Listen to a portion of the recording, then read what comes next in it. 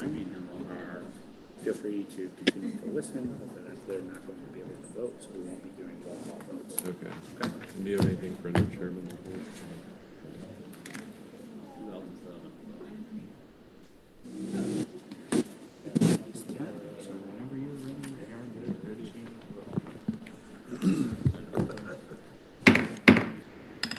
Welcome to the October 13th meeting of the Michiana Area Council of Government Policy Board. And start off here, we'll go with roll call. All right, we'll read roll, and please let us know if you're in attendance. Councilman Mike Belovic, Councilwoman Mandy Campbell, District Deputy Commissioner Matt Deitchley, Councilperson Dwight Fish, here. Commissioner Deb Fleming, Councilman Doug Graham, here. Commissioner Carrie Groninger, here. Councilwoman Lori Hammond, Mayor Phil Jenkins, Here. Deputy District Commissioner Todd Johnson, Commissioner Overmeyer, Here. Mayor James Mueller, Mayor Rod Robertson, Councilman Mark Root, here. Mayor Mark Center, Yo. Mayor Jeremy Stutzman, Here. Mayor Joseph Talmer, Virtual here. thank you, Mayor, Commissioner Susie Wyrick, Councilman Ernest Wiggins, and Mayor David Wood. All right. I know we may have a few members joining us in a few more minutes. We do have a quorum in person, so we are able to conduct business in person. For any of for any of the members that are online, you're more than welcome to attend and participate. You're just not going to be able to vote electronically today. So we won't have to do roll call votes through the meeting today. Okay. Thank you, James. That brings us to our minutes of September 8th. What's the board's pleasure? Move to approve. Second. Motion and a second to approve minutes from September 8th. Is there any discussion? Hearing none, all those in favor signify by saying aye. Aye. And opposed? And those minutes are approved. Thank you. Brings us to our reports, and I don't have a chairman's report today, so I'll move on to the financial report. Debbie. Good morning. Good morning. For the month ended August 2021, our year-to-date expenses are $1,282,537.93. That is fiscal year, so that's just for July and August. Our cash balance at the end of August was $2,118,984.47. And our cash disbursements for the month of August was $863,514.05. Are there any questions? If not, I'd like to ask for board approval of the August 2021 financial report. So moved. We have a motion and a second to approve the August report. Any discussion? Okay, hearing none, all those in favor signify by saying aye. Aye. And opposed? And that passes. Thank you, Debbie. Move on to the secretary's report. Yeah, there's a couple modifications, three of them there that were in your packet, so make sure you look at those.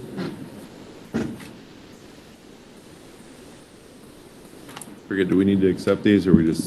No, the board has given staff permission to make these modifications outside of meetings, and they do not require board approval. These are informational, both to the board, and they are posted to the public as well. All right, brings us to old business.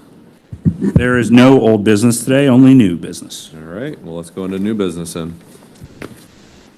All right, good morning, everyone. So today's TIP amendments are going to fall under Transportation Resolution 36-21.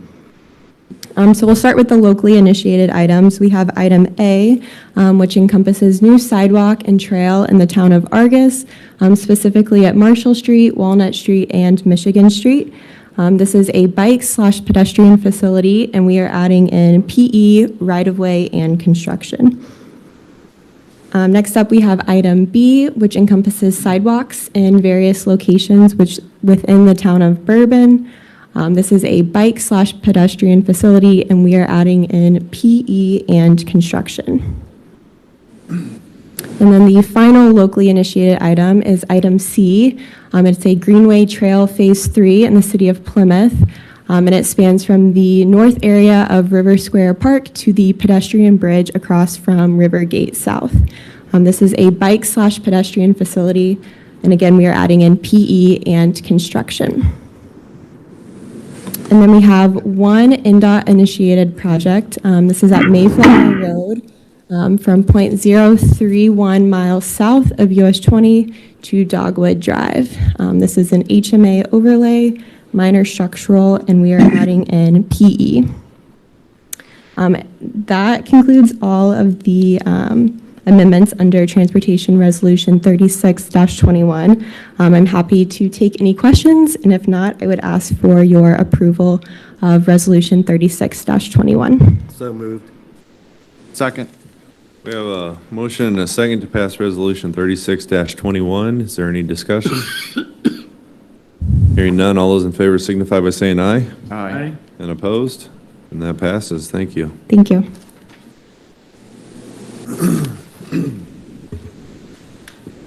All right, our next resolution is Resolution 3721. This is a resolution that we handle each year. This resolution is related to safety performance measures. Back under FAST Act, which is the enabling federal legislation for transportation, it established performance measures that states and MPOs, much like MACOG, have to handle in the planning and kind of programming of projects. And so there are a number of different performance measures that we come before the board to have approvals on. The one that is done annually is our safety performance measure. The MPOs have two options when presented with the safety performance measures. We either can adopt and support the state target, or we could establish our own performance measures. It has been the precedent of this board and our organization to support the state targets. We have a good working relationship with NDOT central staff who work on the safety performance measures and work with them and the other MPOs across the state to work on these targets to come to conclusions about what the state target should be. We have a good committee that works on that and a good established relationship.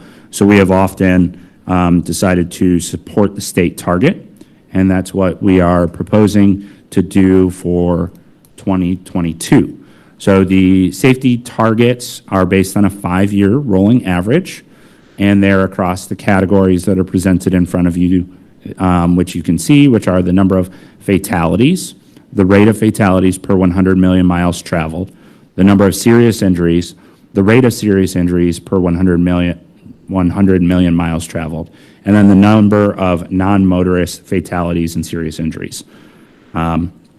So these are all items that we have handled previously in previous years. I have the previous 2-year resolutions in front of me if anyone was interested in what those numbers are and how they perhaps compare.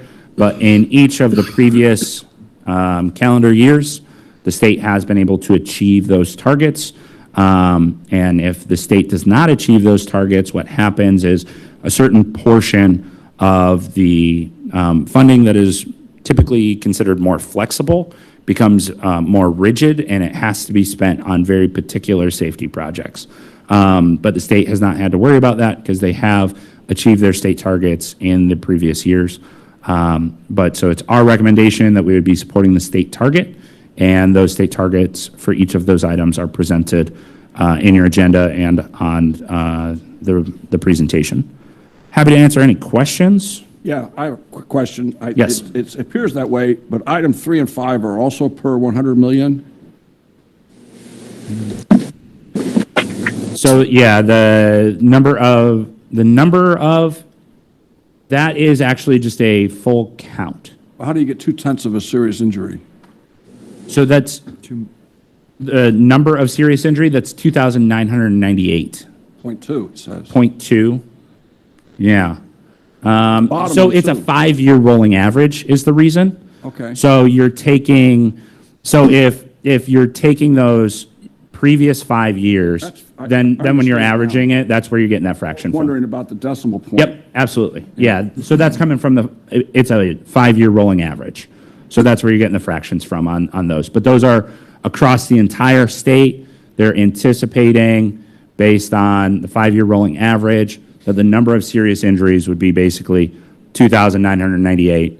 But because of the 5-year rolling average, you have that fraction in there. Yep. Sorry, it took me a second to understand the question.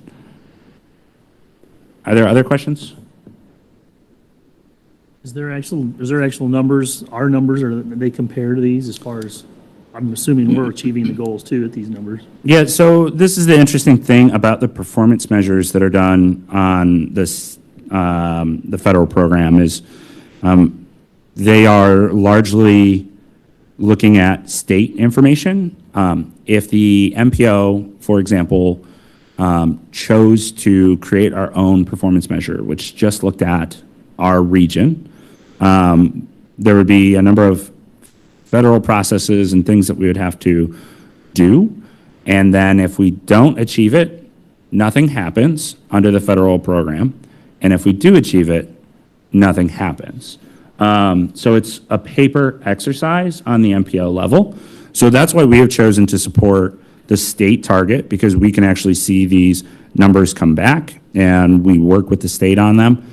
But you'll recall in last month's meeting, we rolled out a dashboard for bridge condition. And I know that doesn't necessarily have to do with safety, but what we have chosen to do and are doing with many of these topics is, instead of doing a paper process where we're choosing to support or choosing to create our own performance measure, what we're trying to do is better study our regional data, put that out on dashboards, and show what those conditions are in our region, rather than using the federal performance measure target process to do that, because it would just create undue paperwork. And so instead, what we're trying to do is have dashboards and performance we're not going to call them performance measures, because then the feds might be confused on what we're doing, but regional goals around those kind of areas. And safety is one of those areas that we're hoping then to work on putting together information for where crashes are happening, where the 3-year kind of 3 and 5 year averages are, and being able to display that in a more public setting. Hopefully that answers your question. Yep. Any other questions? If there aren't any other questions, we would be asking for your approval of Resolution 3721 to support the state targets for calendar year 2022 on the safety performance measures. Make a motion to approve or follow the state standards. Second.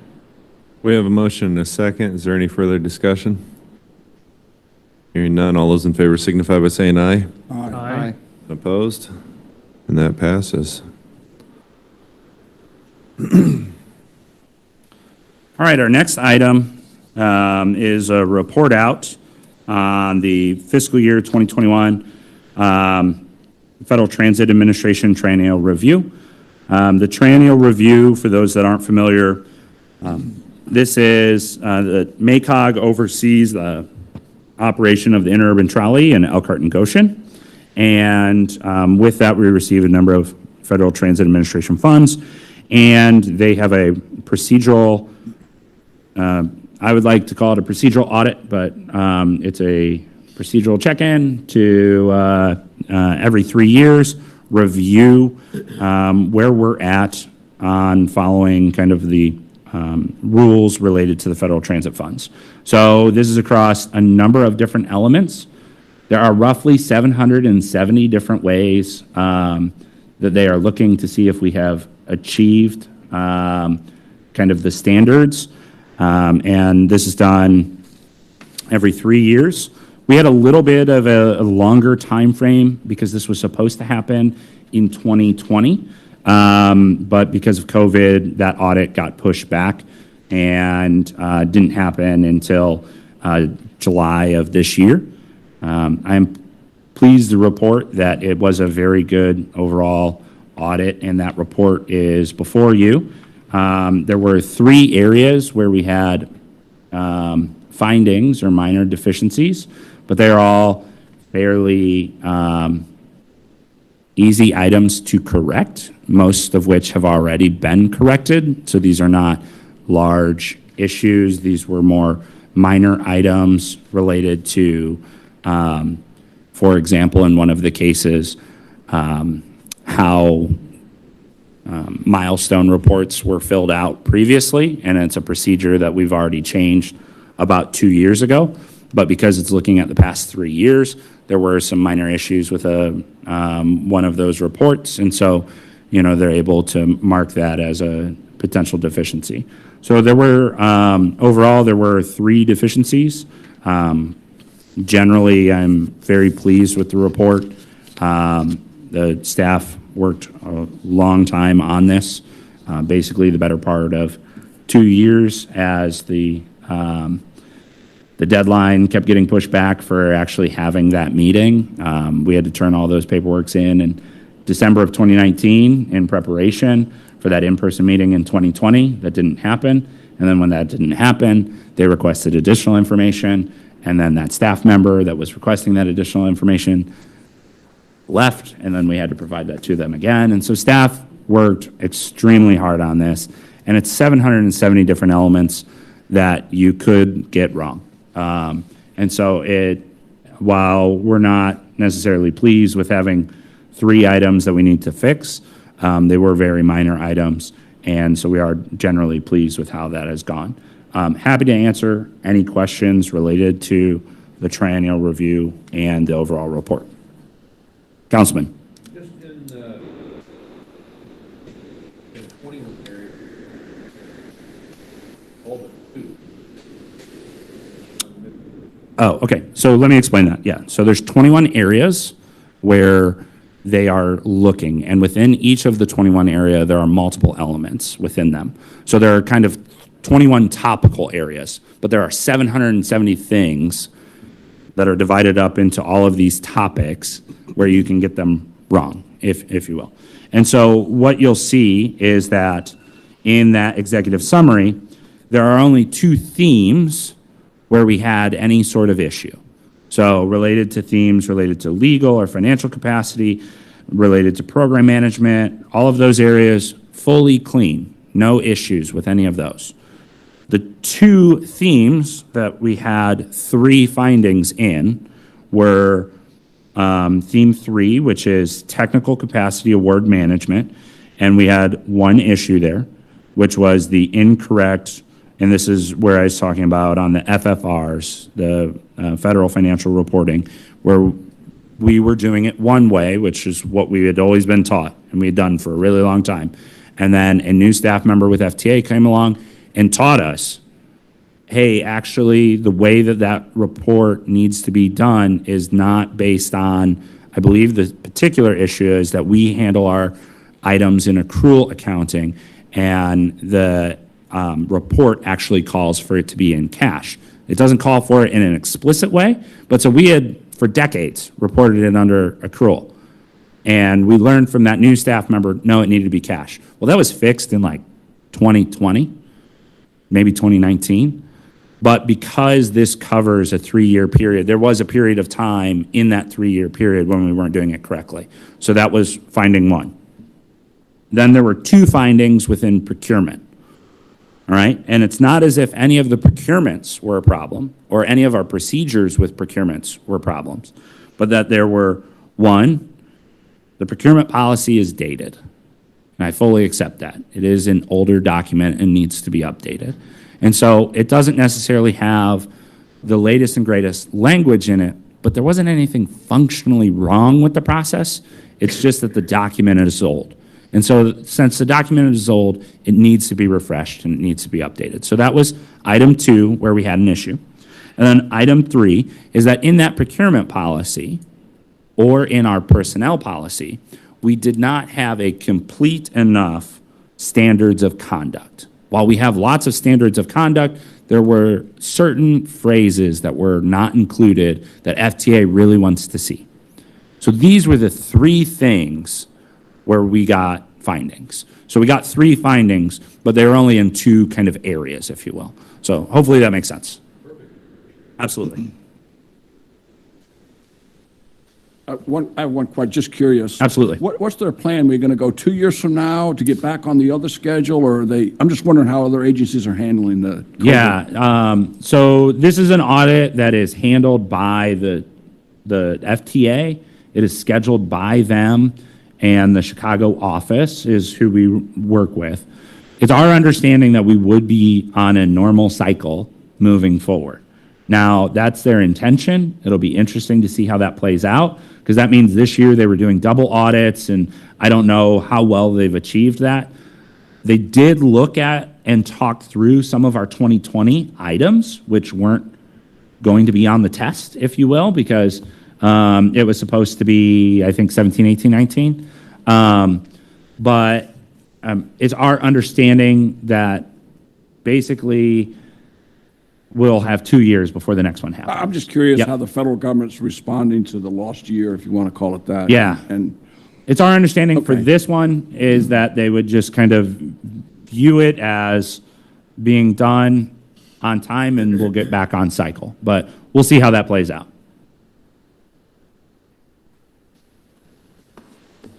Well, thank you guys for your hard work on that. It's always Do appreciated. we need, just a question for legal, do we need to adopt, endorse, support?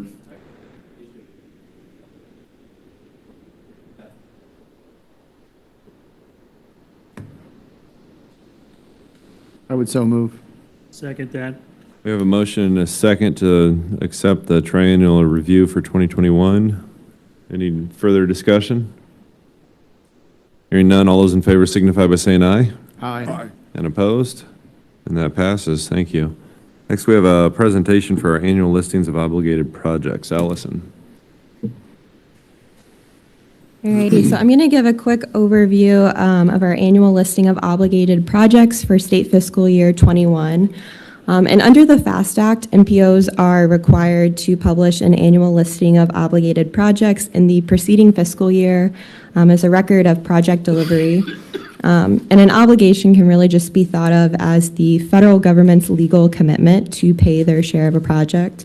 And so to address the FAST Act, this report lists all of the transportation projects in our region that saw an obligation between July 1st of 2020 and June 30th of 2021.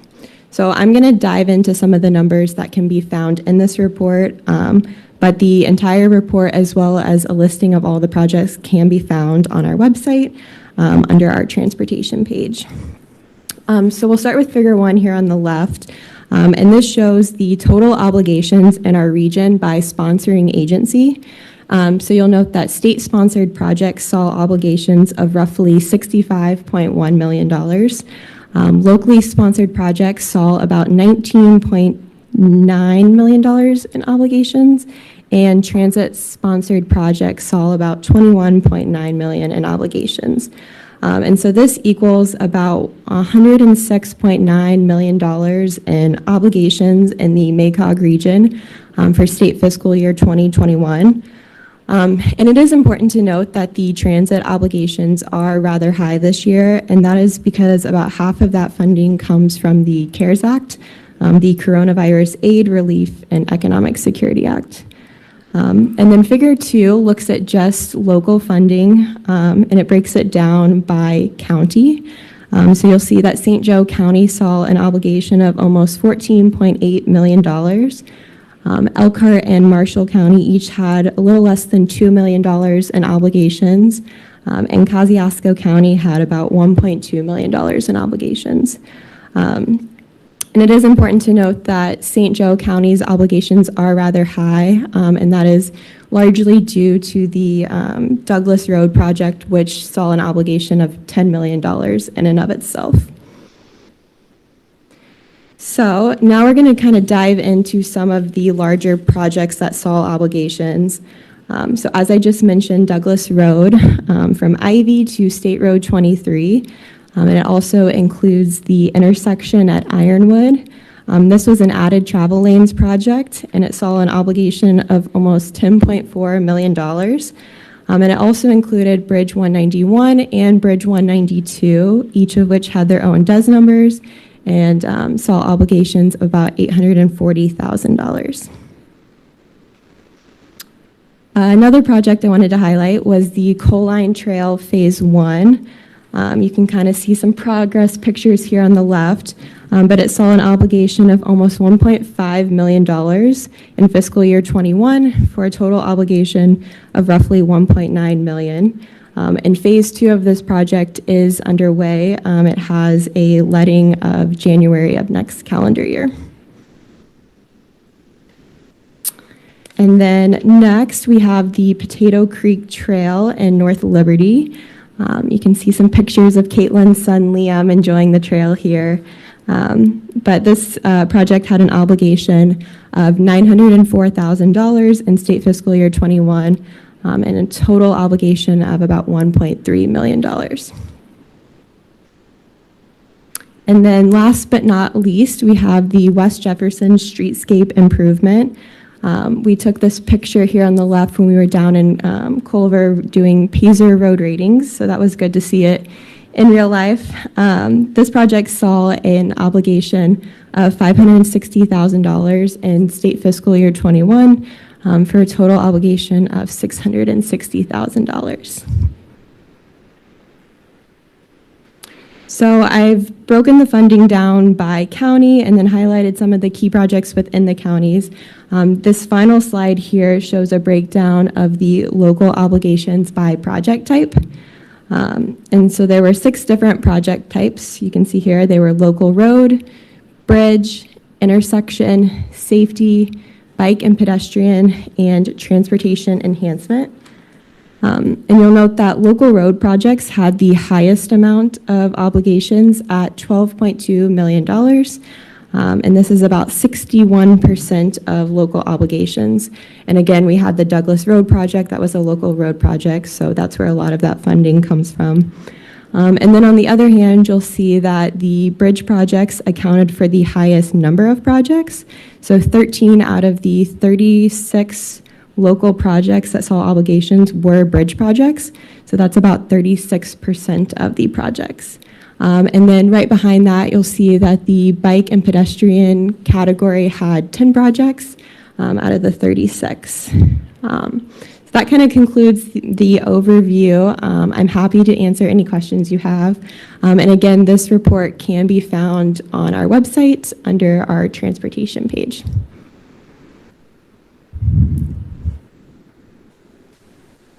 Okay, thank you. Appreciate it. Move on to our staff updates here, and first one is MDOT. So I just wanted to let everyone know that NDOT will soon be accepting applications for federal funds for local rural projects. This application opens November 1st and closes on December 3rd. This program requires a 20% local match. And it is for projects that are going to go to construction in state fiscal year 27. And so if you or your staff have any questions about the application process or the requirements, please feel free to reach out to myself. Thank you. Thank you. Good morning. This is Elena Parrish. I have an update about Next Level Trails. This is another grant that also opens on November 1st, but it is due December 1st by 5 p.m. This is the 3rd round of this grant program, and there's $25 million that's being dedicated for regionally significant projects and $10 million for locally significant projects, and it does require a 20% match. The goals and parameters of this 3rd round are the same as the 1st and 2nd. They have all of the information that you'll need on their website, but you can also reach out to me if you have any questions or if you're interested in applying. Thank you, Alina. Are there any questions on that one? All right, go ahead, Brett. Good morning. My name is Brett Roberts. I'm a community development planner at MACOG here. 2 updates from OCRA, the Office of Community and Rural Affairs, for our non-entitlement communities. The call for planning grants for quarter 4, that application is due November 12th. Those projects require a 10% local match. They range from $60,000 to $90,000 grants. These can be used for economic development plans, comprehensive plans, master utility plans. So we're working with a few communities at the moment, but if you have any questions for us, let us know. We'll direct you to the right resources, and we can help you manage that grant as well. In addition, I don't know if there's another slide. Yep, there is the Okra CDBG Round 2. That full application is due December 17th. However, the proposals are due this Friday. So if you have not started that proposal, we can talk about what you can do next year. But the final full application for this round is December 17th. That requires a 20% construction match locally. Those are for projects like wastewater, drinking water projects, and other larger utility projects as well. Thank you. Thank you.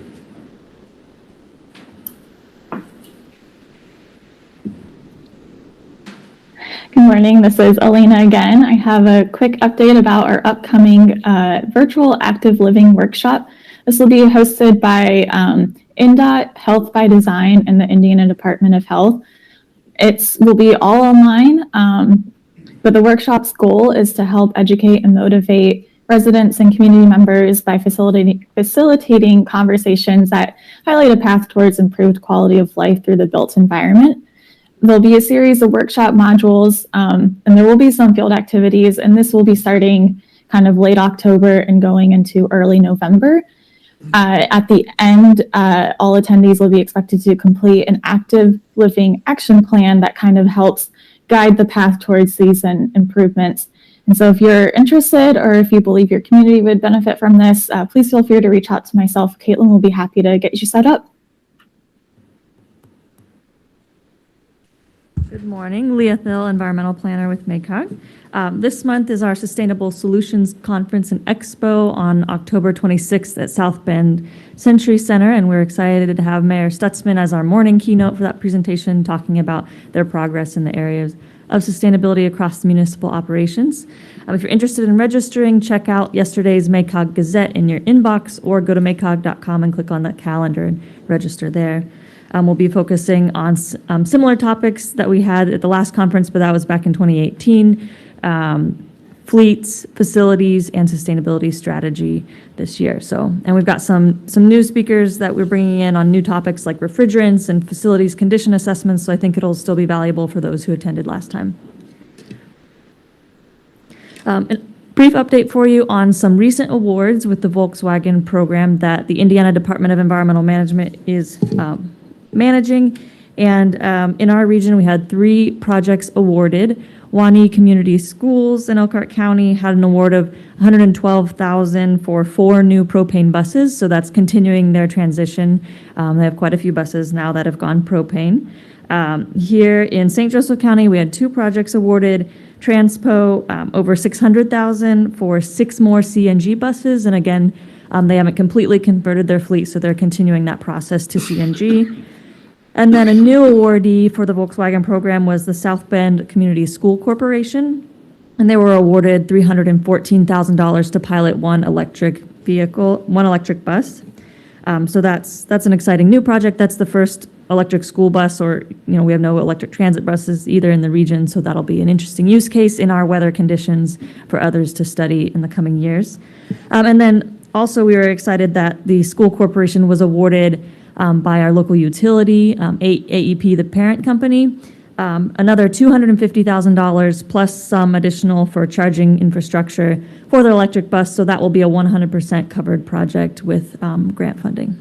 So excited to see that roll out.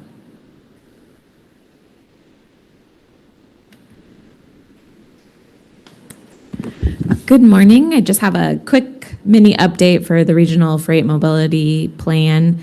Just as a reminder, we do have a live website currently, macogfreightplan.com. There are a variety of kind of input activities that you're welcome to do in your own time related to feedback on goals and performance measures, as well as existing concerns, freight concerns within the network. Currently, we're working with our consultants, HDR, to kind of establish a freight profile of the region. And then here in the coming months, we'll be looking to schedule some countywide stakeholder meetings coming up. So we'll be sending that information out when it's finalized. And then just as a quick note, if you happen to have any stakeholders in particular from the private sector that you feel are important to engage in the process, please feel free to send them my way.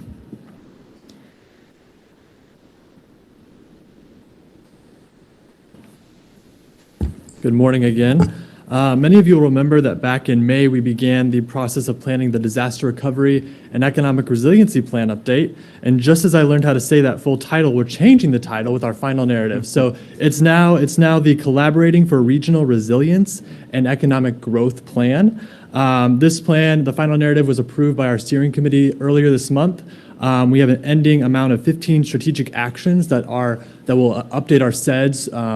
If you'll remember, essentially the SEDS needed updating after everything that happened with COVID-19. It was a way of us to take what we already had and kind of reframe it looking forward with the challenges exposed during the pandemic. Right now it's being beatified by the graphic designers to look pretty for the public. Because it's an addition to our SEDS, we will be having a 30-day public comment period.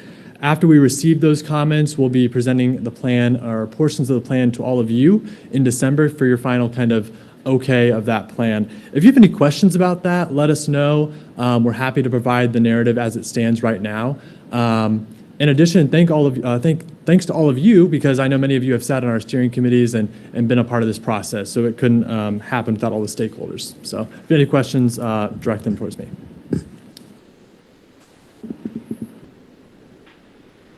All right. Last staff update item is related to the Regional Comprehensive Operational Analysis, which is a lot of $6 words to say a study of our transit systems.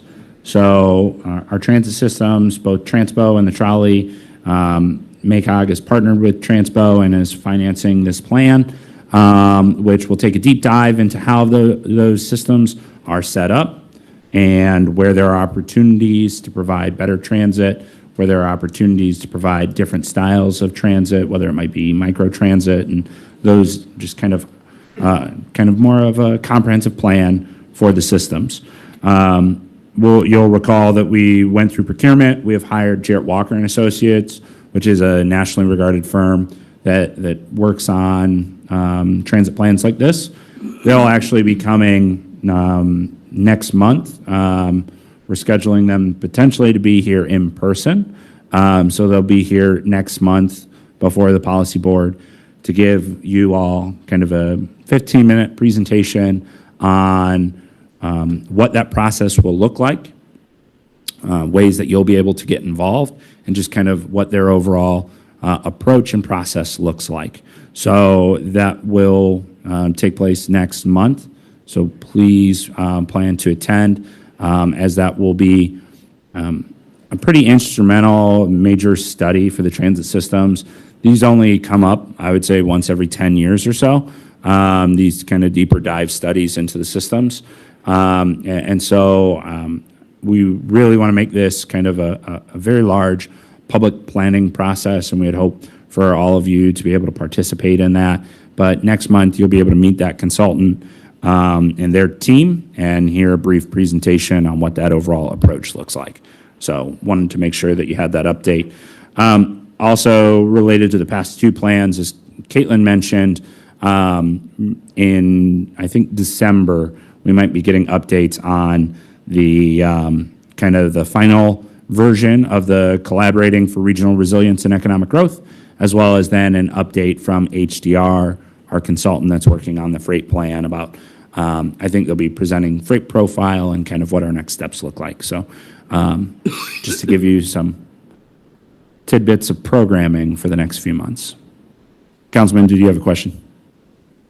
Okay, I thought I saw a hand in my periphery. So, yep. So that would conclude our staff update today. Thank you, James. Thank you to the rest of the staff as well. It brings us to privilege of the floor. Is there anybody who wishes to address the board with something that was not on the agenda? All right, any public comment? So public comment wise, we'll double check here. Is there any public comments via the live stream? All right. So there's no public comments today that we received in person, on live stream, or in advance of the meeting. But I do want to make sure that Jamie Woods, who is our attorney for MACOG, has a minute to speak. So. Sure. Thank you. Jamie Woods, partner in the law firm of Thorne Grodnick, maintaining a principal office at 420 Lincoln Way West in Mishawaka, with also an office at 228 West High Street in Elkhart.